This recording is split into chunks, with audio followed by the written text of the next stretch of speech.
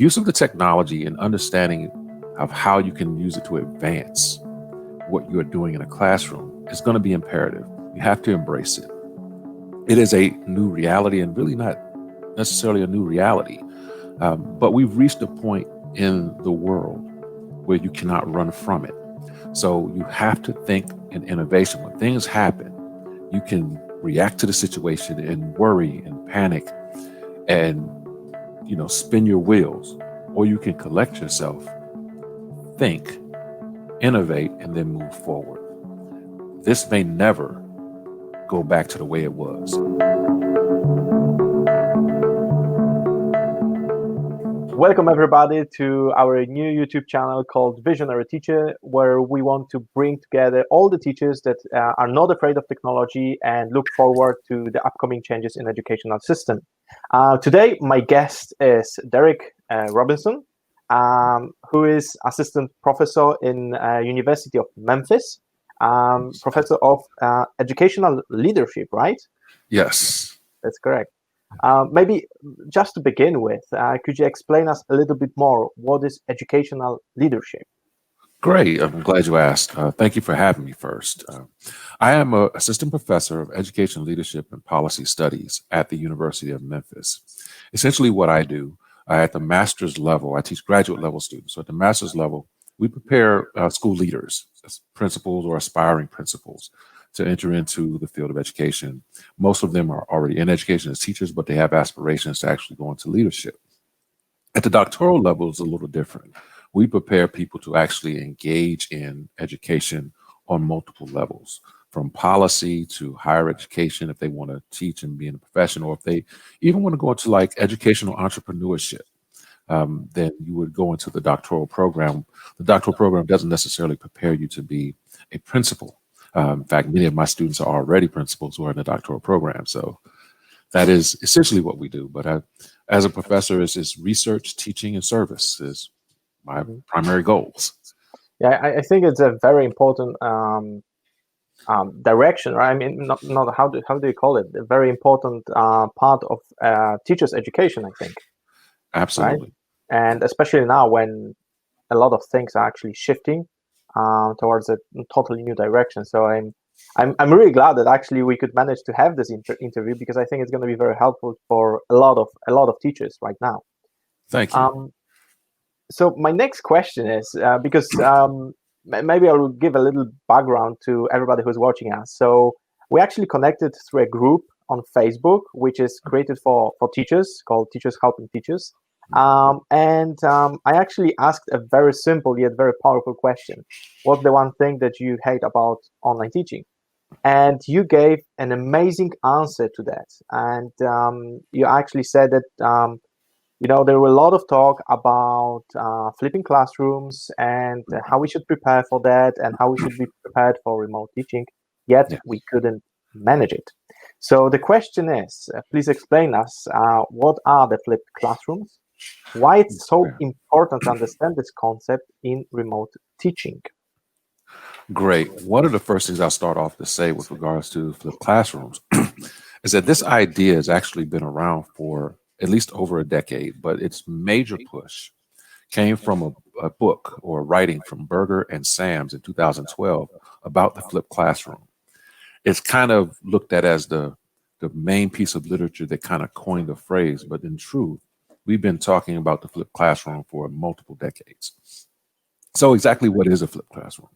In order to understand the flipped classroom, you have to get into the traditional classroom to see how it could be reimagined.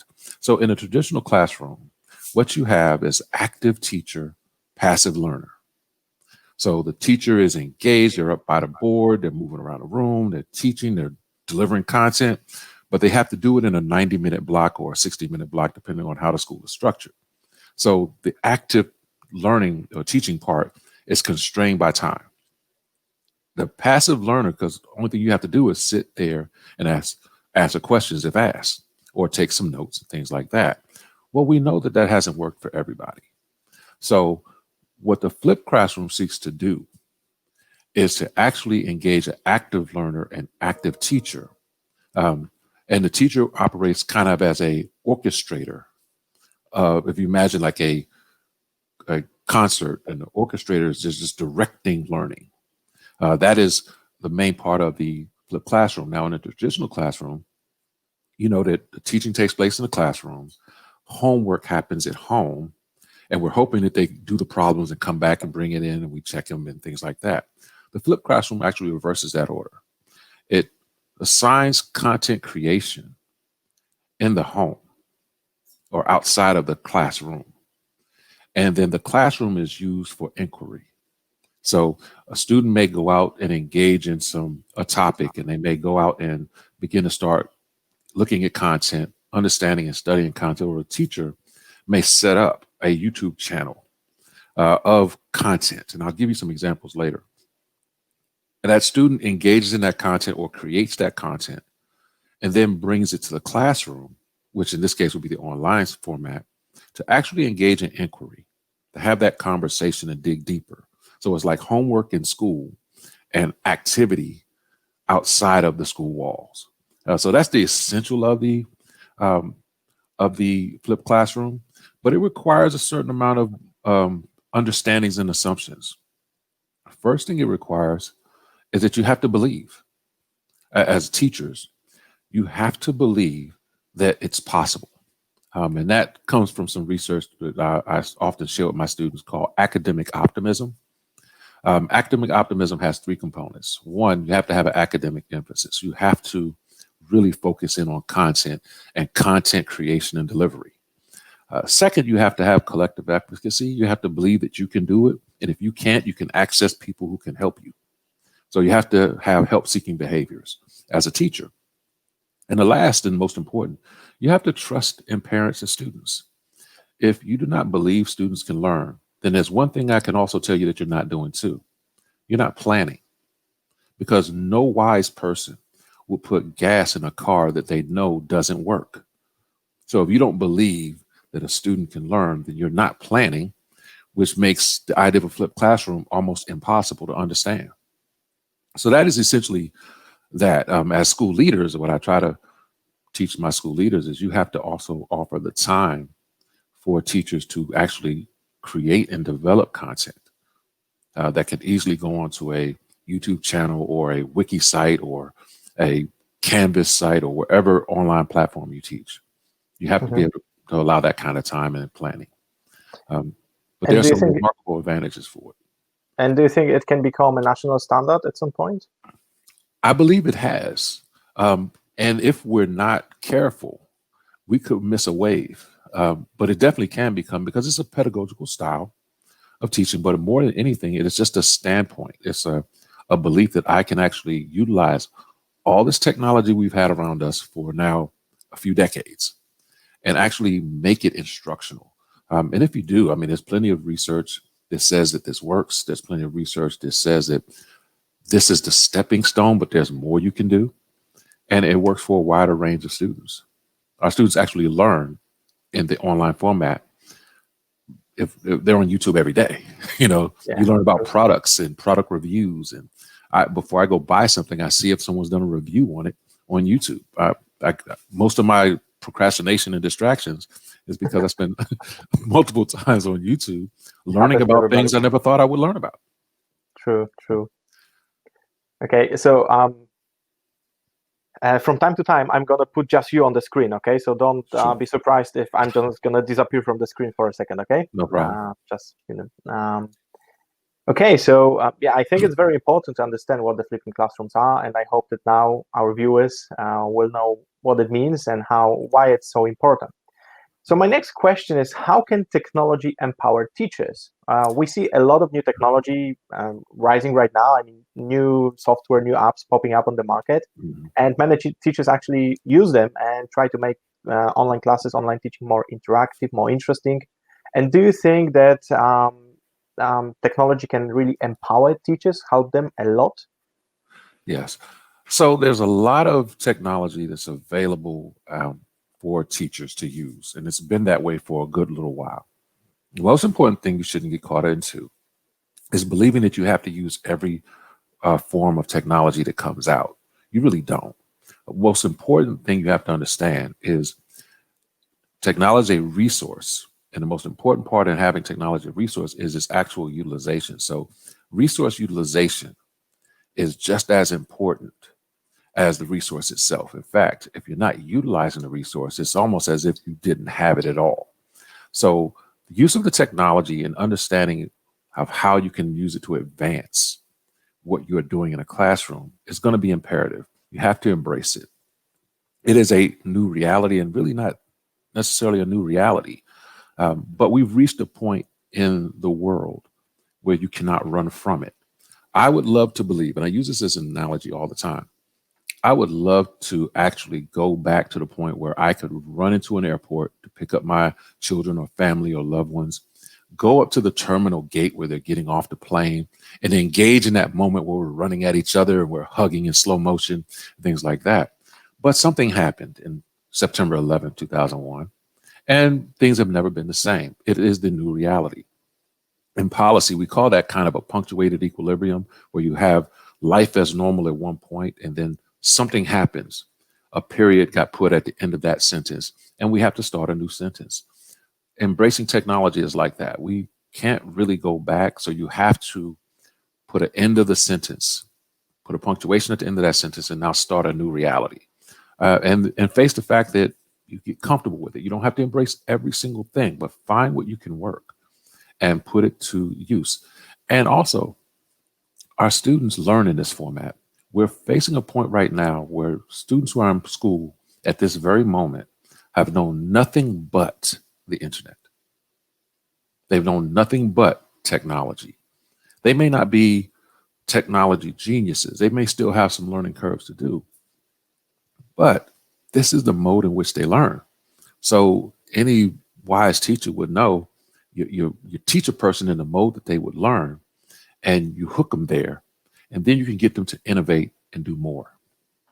And what would you say is actually an extra question that just popped up in my head?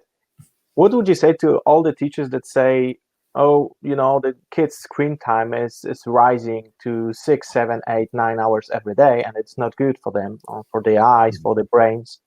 How we can actually fight with that if now all the teaching is actually with laptops or iPads or Yes. Chromebooks or phones? Yes, that's actually very smart and very right to assume. And of course, anyone who is a human resource professional or anyone who works with the body and the mind will tell you that increased screen time does do damage over time. The great thing about the flipped classroom is the learning can be paused, breaks can be taken, the person can resume, they can rewind back, and they're not on the clock. When we transitioned to an online learning environment in the public schools here, we were trying to make them feel like the traditional classroom. So teachers still had, if they were teaching in 90-minute blocks, they still had 3 class periods a day, back-to-back Zooms, and then a break, and then another Zoom, and then a meeting on Zoom. Well, what you're doing is replicating the traditional style just in Zoom or Microsoft Teams. That is unhealthy because you're asking people to actually stare at the screen for 90 straight minutes and then get out of that class and go to another class and then do that all day long. The flipped classroom doesn't ask you to do that. The flipped classroom actually would have you to use your phone or use whatever technology available to you and actually be able to pause and take a break or refresh yourself or pause and go talk to someone, or pause and go create something. So it actually could help us to break away from the way we're using computers, which is unhealthy. And there's glasses where I'm pinned to screens all day, and I've had to learn to take those breaks. Yeah, same happened to me actually. Now I just realized that I look much younger because I just shaved myself. But trust me, I'm not as young as I look like. Yes. And my eyes are also, I barely see the, letters, and when I read, I have Yes. to read with glasses on as well. So We could have a whole host of ergonomic issues later on if we are trying to replicate the traditional school in the online format. It's just not going to be sustainable. I agree with you. So, well, we've talked about technology. So now the following question is going to be about the future of technology. So what do you think is going to be the future of education in 10 years? This is going to sound very pessimistic, Okay. I hope it is not what traditional school has been. And everyone wants to go back to the way it was, under the assumption that the way it was worked for everybody. And prior to COVID, prior to this shutdown and going into online education, we're going to have to admit some truths. School didn't work for everybody. School didn't reach students in the way that they were accustomed to learning. And school was a very active teacher, passive learner. So it was stressing teachers out, and students were gaining very little, unless, of course, you were born on third base and you were learning in spite of your school. So if you extend this out 10 years, I do believe that you have to play the long game. You have to look at the infinite game. And what you're probably going to see is the commodification of online learning. In fact, you've seen it already. We have K12schools.org and a few other online high schools and online elementary schools. And parents who are consumers and wise consumers, and those who are affluent and of modest means, are soon going to realize some advantages to this. And that could cause them to actually say this: I enjoy my child getting up at 8, healthy, well rested, and as opposed to being at the bus stop at 6:04 in the morning, tired, stressed out. I enjoy my child not being bullied as much. I mean, there's going to be online cyberbullying and things like that, but I don't have to worry about him being pinned into a locker room, or trapped in the bathroom or something like that. I enjoy the fact that he can learn, take a break, go back to doing whatever, but also I can utilize my resources better. So if I know that there's a dynamite Spanish teacher in San Diego, and I hear about this person just doing great things online, I can reach out to that person and outsource their education. I'm not pinned to the school in my neighborhood or the school down the street that I don't like. If I find out there's a dynamite math teacher in Atlanta, I can reach out to that person and almost get to the point where we'll outsource education. Now, that's a scary proposition. And the reason why you're here in states wanting us to go back to schools, and I don't know this for certain, but logically, I understand this. The largest funder of public schools are states. They generally fund about maybe 35 to 50% of the school budget. So naturally, they want you to go there because if you think about a school, it's a per pupil basis. That's on average about $10,000 per student. Now, if I'm as a parent outsourcing my students' education and paying for all this advanced tutoring, how long before I decide, hey, I like some of that money back? If it's $10,000 per student, you're just giving a hypothetical example, at least give me 5,000 back so I can fund my child's education. That would be a scary proposition because it has the opportunity of increasing the gap between the haves and the have-nots. Those with means will find the resources that they need, and schools could possibly be back. And if we do go back to the brick and mortar schools, that may be where you know that a child is poor because they physically showed up to a brick and mortar school at 6:04 in the morning. So that's a scary proposition. And like I said, I don't want to sound pessimistic, but as you know, the prize goes to the innovators, and there will be educational entrepreneurs who are going to see the good in this and the advantage in this. And you can call it disaster capitalism, but there are always going to be those who are going to take advantage of this and find a way to make it different. But we're not going back to the traditional way. And I don't know if we necessarily should want to.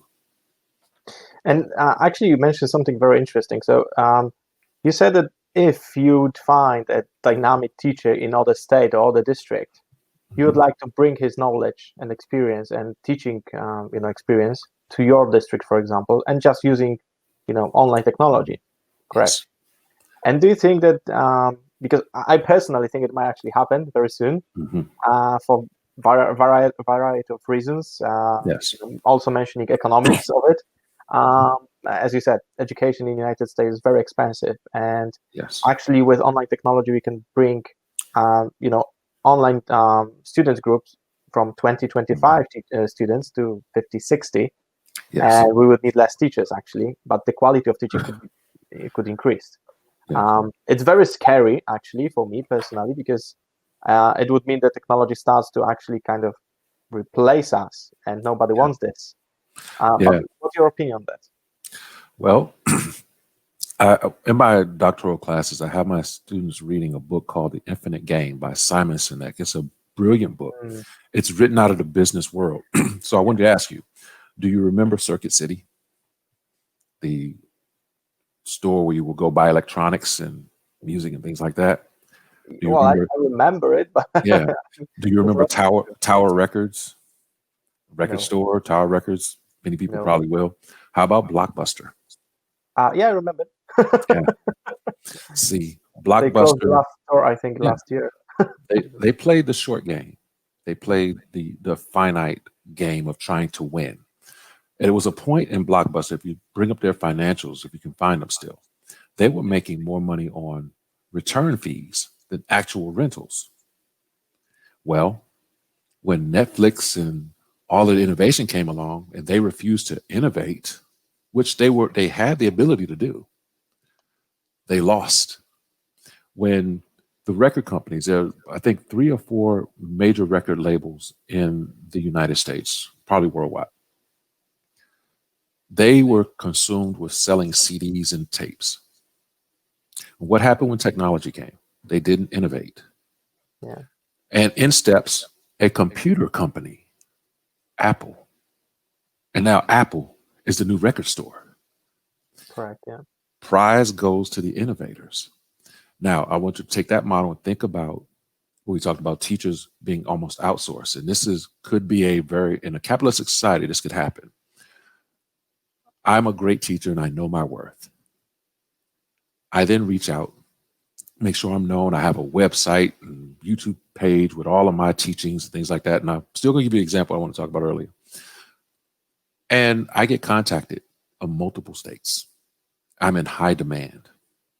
And I decide I'm going to set up 8 to 10 student groups.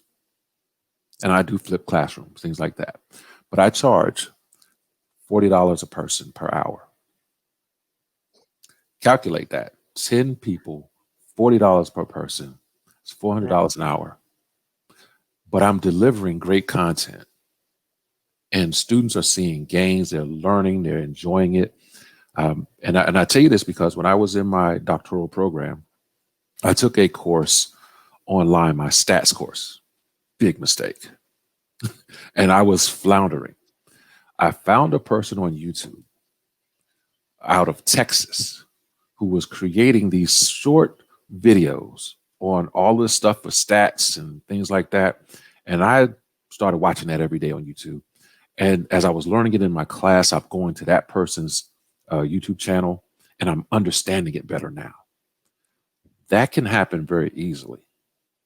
As long as you're not doing it to students who you are assigned to by your school district, which would be a conflict of interest. You can actually begin to own your intellectual property. That's going to bring, I guess the legal departments have to figure all of that out. But it could be a reality. And if So it's not teaching, it could be tutoring. There's no rules against tutoring. I just tutor 500 kids at $10 to $40 an hour, but people pay that amount of money for tutoring. It depends on where you're at. So. Well, so I think there's another question that links to what we just discussed is, what teachers can learn from the massive worldwide, COVID education experiment, because that's how Yeah. we can call it. It was just, in a matter of weeks, we switched to online teaching, and it was a huge change for many, many teachers around the world, actually. And I think it links perfectly to what you just said, that a lot of different, more changes can come in upcoming months or years based on the current situation. So what's your opinion on that? I go back to a movie and I had to quote a movie line, as good as it gets. What if this is as good as it gets? What if things never change? What if this is a new paradigm and the way we did teaching before is over? What will you do? You have to innovate. When these things happen in the world, you have to innovate. We've been talking about the flipped classroom for well over a decade, and we never saw that this day would come. Well, we're here. So you have to think in innovation. When things happen, you can react to the situation and worry and panic and, spin your wheels, or you can collect yourself, think, innovate, and then move forward. This may never go back to the way it was. And as I said earlier, you may not want to. You have to innovate. You have to think about, how can I innovate my way out of this situation? Or how can I make this reality real? And I take people to, and you can check this out. Someone had introduced me to this idea called the Stockdale paradox. And essentially, it's Admiral Stockdale was a soldier in war who was captured and was held as a prisoner of war for many years. What helped him survive was accepting reality. The other prisoners of war were saying, hey, we'll be home by Christmas. And then Christmas came and passed. Hey, we'll be home by Easter. Then Easter came and passed. And then another Thanksgiving and another Christmas. And what destroyed those people was their optimism. Because every time these milestones were passed and they thought they would be home, it brought them down. It depressed them even more.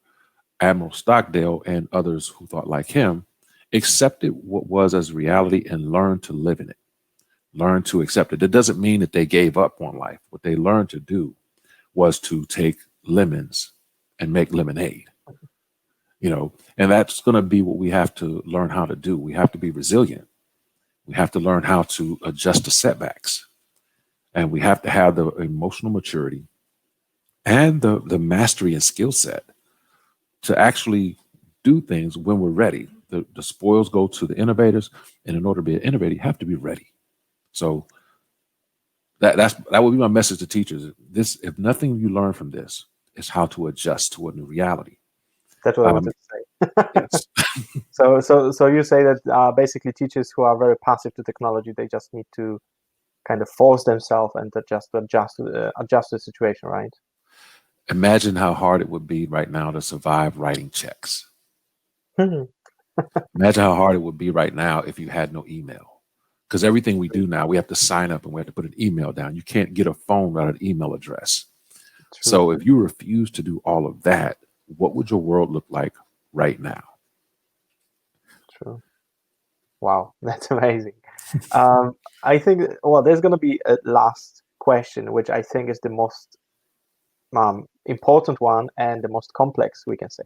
Mm-hmm. So, I think that one of the biggest challenges of teachers, from my own perspective and perspective for the teachers, is to overcome attention deficit syndrome. So, do you think the technology that actually caused this syndrome can help us to fight it? I don't know if we've had attention deficit syndrome long before personal computers were actually in everyone's lives.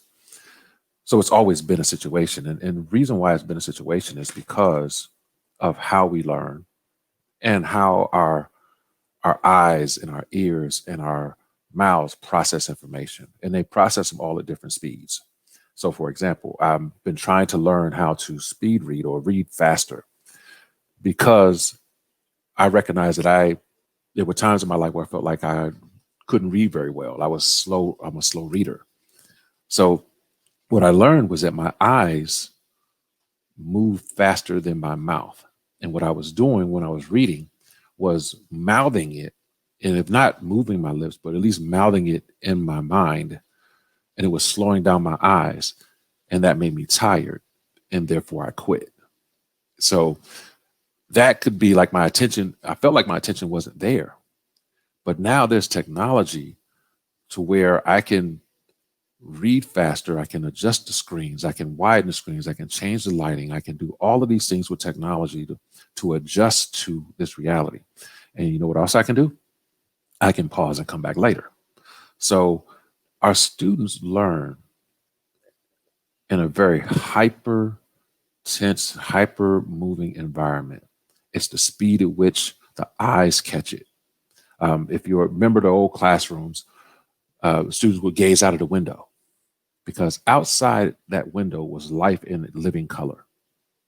On your chalkboard was black and white. And the reason why we don't have black and white TVs anymore is because color TVs are far better. you know, so you can actually, technology can actually help fight attention deficit syndromes by figuring out how the speed of learning takes place. Because if the speed of your learning is not aligned to the speed of your activity, one's going to give out.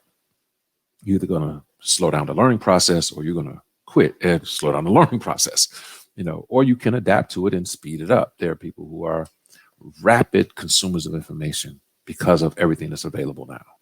And I believe many of our students are rapid consumers of information. We just have to understand that, and we have to be willing to relinquish control. I think the biggest fear that we have about technology is that we'll lose control. And if that's your biggest fear, then you have to change your paradigm, how you look at teaching, because we can't do a 21st century thing with a 20th century model. The reason why we don't work in factories the way we used to is because we don't need to. The reason why we're not farming our food the way we used to is because we don't need to. So we have to accept reality as it is, but also be able to innovate within it. Well, I love your point of view. I'm really impressed with it, and actually, your personality fits perfectly in our new YouTube channel, which is called Visionary Teacher. And I think you're a true visionary teacher, and I'm pretty sure that you can motivate and empower a lot of teachers around the globe. So I hope that the YouTube channel is actually help a lot of our viewers to change the way they think and change the way they use technology. Yes. So I appreciate you for inviting me. I really enjoyed this talk with you. Yeah, you're our first and most important guest. So I really thank you very much for your time, and I hope to invite you again in a couple of months. Things can change, and we will be able anytime. to change. Yes, anytime. I'm available. Perfect. So all right. Thank you very much, and thank you to all the viewers. If you want, you can subscribe to our YouTube channel, and you will see more interesting interviews like this one. And you can also follow Derrick on. What's the best place to follow you? Is it LinkedIn, or do you have social media? Definitely my LinkedIn site is more professional. Okay. I am on Facebook, but I'm mostly in those groups that we talk about because I just want to engage in communities of learners. I'm not really big with Twitter, but definitely LinkedIn, Derrick Robinson, PhD, or Dr. Derrick Robinson, or however it's written, you can find me. Yeah, I'm going to put the links in the description as well. So let us know in the comments what you think about this interview. If you have any questions, you can contact me directly or Derrick directly, and you can, we can start a conversation as well about all the things that we've talked in this video. So thank you very much, everybody, and see you very soon. All right, thank you.